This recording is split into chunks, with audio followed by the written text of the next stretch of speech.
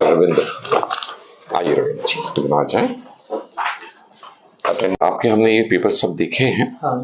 और आप अभी ट्रीटमेंट क्या ले रहे हैं? एट प्रेजेंट कुछ नहीं है।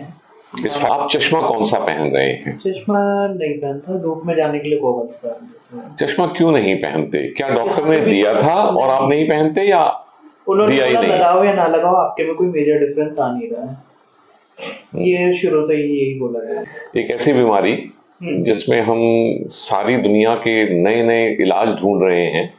कुछ हो जाए, 5% रोशनी बढ़ जाए, 10% बढ़ जाए, AI टेक्नोलॉजी, ये वो, और चश्मे से ही अगर बढ़ती हो, वो अब तक आपको क्यों नहीं मिल सका? ये सिग्निफिकेंट फर्क आ रहा है। राइट आई जो है उतना रिस्पॉन्ड नहीं कर रही, पर 0.5 नंबर तो वो भी ले रही है। देखो, एक तो ये रवैया है कि कुछ खास नहीं हो सकता तो कुछ भी नहीं करते, और एक ये होता है कि कुछ खास नहीं हो सकता तो सब कुछ करेंगे, फिर छोटे छोटे तिनके भी लेंगे, है ना? ये है बेसिक फाउंडेशन आपकी ट्रीटमेंट की। ठीक, आपके पास जितना नॉलेज हो मुझे भी। हम सिर्फ इसी में लगे हुए हैं।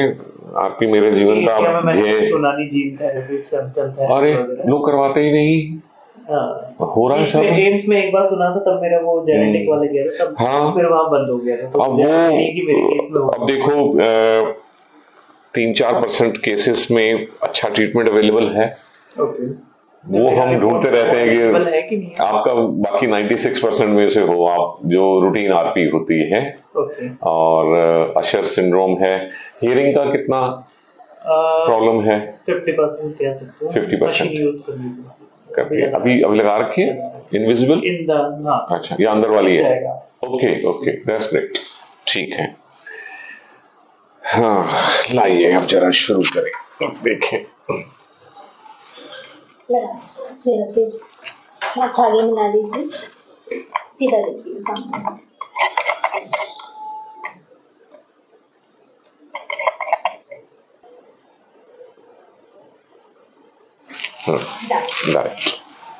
अरे कैटरेक्ट भी बन रहा है सब लोग। बहुत सारे आपके केसेस में थोड़ा बहुत वो बिजनेस होता है, बट सामने देखेंगे जब मैं लाइट में देखने को कहूँ, और फिर मैं कुछ आइडेंटिफाई करने के लिए कहूँगा आपको। राइट आई में थोड़ा मुश्किल होगा शायद आपके लिए, पर अभी दूर देखिए।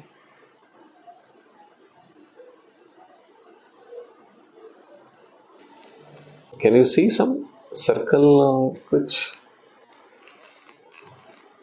कुछ देख पा रहे हैं? लाइट तो है, बट राउंड शेप में आ गया ना। ग्रिड सी बनी हुई है, गोले। कितने गोले हैं, कुछ आइडेंटिफाई गिन सकते हैं? ये नहीं पता लगा। हाँ, लेकिन है गोले, आपको पता चल रहा है। राउंड शेप में है। हाँ, लाइट राउंड शेप में आ रही है, ये लाइट राउंड में। ठीक है। इस बीमारी में मैं हर पेशेंट के सामने दोहराता भी हूँ, 80 साल से डॉक्टरों को ये पता है कि विटामिन ए का रोल है।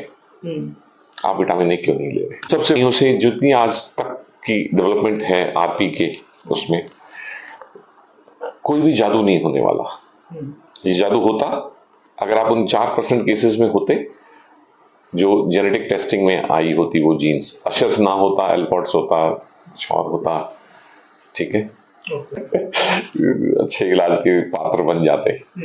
So basically 4% RP patients get proper complete treatment.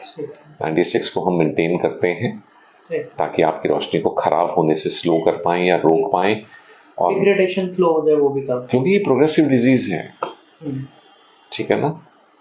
On an average माना गया 55 पे जाके सारी रोशनी दे लेती है। ये सुनाने का पर्पज ये नहीं है कि आप डरें, बिल्कुल भी मत डरिए। कई लोगों को देखा 2-3 महीने में चलेगी, 10 साल में चलेगी, लेकिन हाँ, वो एवरेज जो होता है ना, वो हम बोलते हैं 55 के आसपास जाती है। आपके 55 होने तक को डरने की जरूरत नहीं। इन सारे सालों में डरते हुए जीने की जरूरत नहीं है, डिप्रेशन में जीने की जरूरत नहीं है। आपके लिए समाधान अगले अभी नहीं है, जब थोड़ा टाइम वो हो जाता है कि आदमी कब तक मतलब ट्रैक पे आएगा। हमारे पास आने वाले हर पेशेंट जिनका स्क्रीन टाइम 2 घंटे से ज्यादा होता है, उन्हें हम ये बातें भी बोलते हैं, वो तो सीरियस नहीं होते, आदमी थोड़ी होता है उनको सिर्फ 2-4 घंटे यूज कर रहे हैं कंप्यूटर। उनको हम अच्छे से बता के भेजते हैं कि आपको लुब्रिकेंट ड्रॉप की जरूरत है, क्योंकि इन चीजों के इस्तेमाल करने से ड्राइनेस आ जाती है। अगला सवाल यह है, कोई डॉक्टर अब तक आपका सूखापन आंखों का दूर क्यों नहीं कर पाया? एक मिनट से आई ड्रॉप में यूज कर रहा हूं, बट मेजर इफेक्ट नहीं है। मिस्टी है जिनका 2 से 3 घंटे होता है स्क्रीन टाइम, बहुत हल्की दवाई कि जी मैं तो कभी कभी यूज कर लेता हूँ मोबाइल, कभी कभी देख लेता हूँ। जिसने 10-12 घंटे यूज करनी है स्क्रीन, उसकी आंखों की हालत और कुछ नहीं, तो ड्राइनेस ही खाई जा रही है आपकी आंख को। हाँ, जलन वगैरह रहती है, वो शुरू कर रहे हैं। ठीक है, नाइट में कितनी प्रॉब्लम रहती है? नाइट में पूरा ही काफी पूरा प्रॉब्लम है। विदाउट हेल्प नहीं कर सकता, डे टाइम में भी कर लेते हैं, आफ्टर इवनिंग नहीं कर सकता। अब हम आपको एक ग्लासेस देंगे जिसमें अटैचमेंट्स हैं। उनमें से एक अटैचमेंट है जिसका रंग पोलराइड ग्लास बोलते हैं हम लोग उसको, येलोइश कलर का। ठीक है, आप शाम के टाइम पे जैसे चश्मा आपका बन जाएगा, जिसमें थोड़ा थोड़ा नंबर भी होगा, जो 19-20 का फर्क है, और साथ में प्रिज्म लग जाएंगे, तो चश्मे में दूसरा फीचर होगा। एक तो जो क्लैरिटी मुझे मिलती है चश्मे से, थोड़ी और आपको भी मिल रही है अपने चश्मे से। फिर आपकी चौड़ाई देखने की कम है, आप अवेयर हैं उससे? कम है टनल विजन। हाँ, नीचे का ज्यादा कम है, नीचे का ज्यादा कम है। तो हम आपको जो चश्मा बनाएंगे उसमें हम प्रिज्म लगाएंगे जो चीज को थोड़ा सा खोल देगा। जैसे जैसे आप एडजस्ट हो जाएंगे वैसे वैसे हम इस प्रिज्म की पावर बढ़ाते जाएंगे और आपका नीचे का और इधर का कुछ कुछ दिखने लग जाएगा आपको। ठीक, तीसरा फीचर वो तो चश्मा बन गया। फिर उसके साथ अटैचमेंट्स होगी। वो चश्मा खास फ्रेम में होता है जिसमें आपको अटैचमेंट्स देंगे। उसमें जो येलो कलर का है पोलराइड ग्लास है, उसे आप शाम होते ही अपने चश्मे के ऊपर ऐसे कर लेंगे। आप उसके थ्रू देखेंगे, तो कुछ मदद मिल जाएगी। ठीक, जब आप धूप में जाएंगे, शाम के टाइम जा रहे हैं तो कैसा कलर लेना? Jet black. धूप में हमेशा आपने वो देना है अपनी आंख को प्रोटेक्शन। जानते हैं हम आपके लिए जो 20 चीजें कर सकते हैं, ये वो शुरू की चीजें हैं। इन आंखों को हमेशा हमें यूवी लाइट से बचाना है, ये बहुत मायने रखता है। ठीक है, यूवी लाइट रेटिनाइटिस पिगमेंटोसा के पर्दे को बहुत ज्यादा खराब करती है। ठीक, धूप में आपके लिए सजेस्टेड है कि आप बेशक टोपी भी पहने, खासतौर पे गर्मियों में जब जाते हैं, छाता भी लें, उसे आप ट्रीटमेंट का हिस्सा माने। ठीक, और यूवी प्रोटेक्टेड ग्लासेस लगेंगे, यूवी लाइट नहीं जानी चाहिए, यूवी प्रोटेक्टेड और डार्क ग्लास क्लिप ऑन। तो अटैचमेंट वाले ग्लासेस। इसके बाद आपको हम कुछ वीआर ग्लासेस देंगे जो वर्चुअल रियलिटी से अभी पिछले 1.5-2 साल में ही डेवलप हुए हैं, जिसको आप पहन के एक्सरसाइज करेंगे रोज 1 घंटा। उससे क्या इम्पैक्ट आएगा? उससे इंप्रूवमेंट आएगी विजुअल में। ठीक है, जिस हद तक भी आ सकती है। ठीक, तो वीआर ग्लासेस करेंगे, दवाई करेंगे। अभी स्टेम सेल थेरेपी को एफडीए अप्रूवल नहीं है, लेकिन फिर भी लोग कर रहे हैं। आपको इतनी जल्दी नहीं है, असेसमेंट करवा लेंगे कि क्या है, और फिर जब हो जाएगा अप्रूव तो उससे 15 से 25% रोशनी बढ़ने का गुंजाइश रहती है। ठीक है, जीन थेरेपी अभी जो अवेलेबल है वो आपके जीन टेस्टिंग हो चुकी है। कौन सी? स्टेम सेल्स और जीन। हाँ, स्टेम सेल्स अलग चीज है जो अवेलेबल हो गई है, हालांकि उसका फाइनल अप्रूवल गवर्नमेंट के पेपर्स में होना है। तो आजकल जिन लोगों को कराना होता है उनको लिख के देना होता है कि मुझे मालूम है अभी एफडीए अप्रूव नहीं है, मैं अपने आप को इस स्टडी में इंक्लूड होने के लिए साइन दे रहा हूँ। इसमें कुछ डिसएडवांटेज भी आया है किसी केस में? अगर कोई डिसएडवांटेज बाई एक्सीडेंट हो जाए तो, अब जो स्टेम सेल थेरेपी है वो 2 तरह की होती है। एक जो कम कारगर है, जिसमें कोई साइड इफेक्ट नहीं है, वो आंख के नीचे लगता है इंजेक्शन। स्टेम सेल्स का इंजेक्शन लगना है अंडर द आई।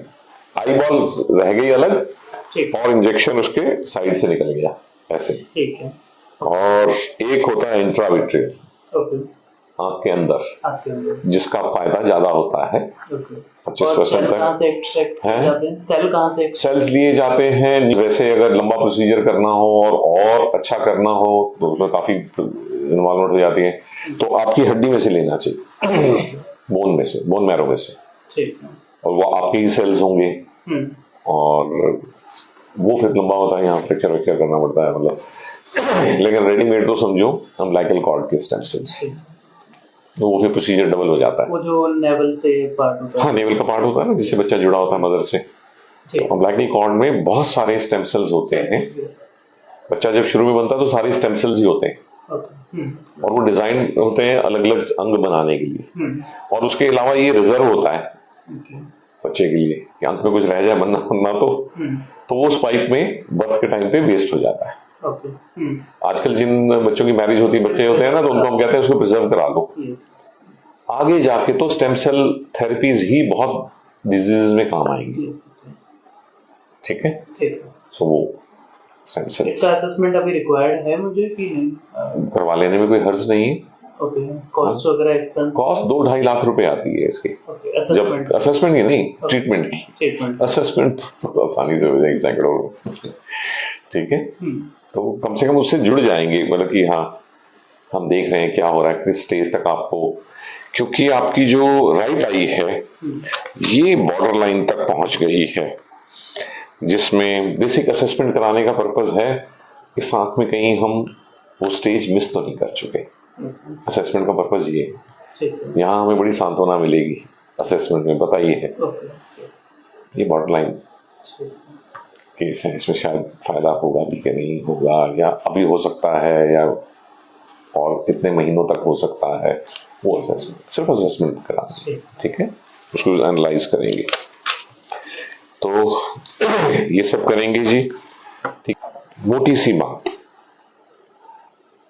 इन आंखों में कैटरेक्ट सर्जरी, खासतौर पे जबकि कैटरेक्ट ना के बराबर भी नहीं है, आपके लिए नुकसान। कैटरेक्ट सर्जरी एक बार मुझसे पूछ लेना। कैटरेक्ट सर्जरी होने के बाद या तो सर्जरी के दौरान ही कुछ प्रॉब्लम आ जाती है। अच्छा, कैटरेक्ट कारण तो है नहीं रोशनी कम होने का, फिर उसको निकाल के क्या करेंगे? Unnecessary surgery. थोड़ा बहुत होता है, हम तब भी नहीं कहते कैटरेक्ट सर्जरी करो। एक बार इसमें से कैटरेक्ट निकल गया तो स्टेम सेल थेरेपी और जीन थेरेपी में कॉम्प्लिकेशंस, जो असली ट्रीटमेंट है उसमें प्रॉब्लम आ जाएगी। जब आपकी आंख से ये निकल जाएगा तो अंदर का हिल गया ना सारा अस्तित्व, वो सॉलिड चाहिए। So no surgery. कैटरेक्ट तो बिल्कुल नहीं, अभी है ही नहीं, उसको तो कैटरेक्ट कह भी नहीं सकती कोई। आपके हिसाब से रेटिना कितना डैमेज हुआ पड़ा जो आपको विजिबल हो रहा है? राइट आई में काफी ज्यादा, परसेंटेज के हिसाब से तुम ही बताओ। परसेंटेज तो अच्छा है, तुम्हें कितना परसेंटेज दिखता है राइट आई से? मैं कहूंगा तो सुनने में तो नहीं दिखता, बट इन जनरल मुझे एक गोले के बराबर ही दिखता है। मैं मोटा मोटा बता देता हूँ, तो ज्यादा कैलकुलेशन में ना भी जाए तो इसमें 75% डैमेज है, इसमें 25% डैमेज, मोटा मोटा, मतलब 2-4% की मीन मेक ना करें तो। ठीक है, हाथ मिलाओ और गले मिलो यार।